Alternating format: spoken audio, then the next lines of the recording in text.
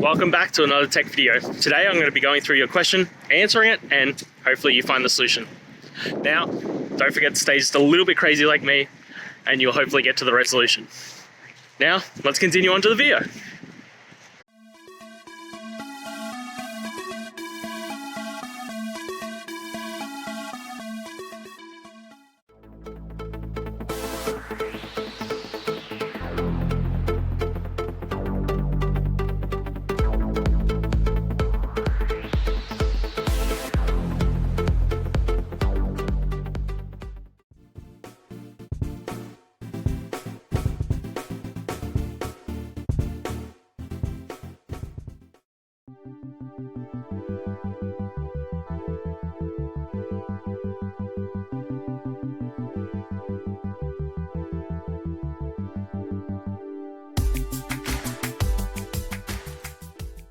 And that's it, guys. I hope this video has helped find that solution that you're looking for.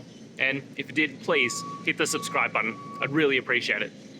Now, until the next time that you need technical help, I hope you have a good one.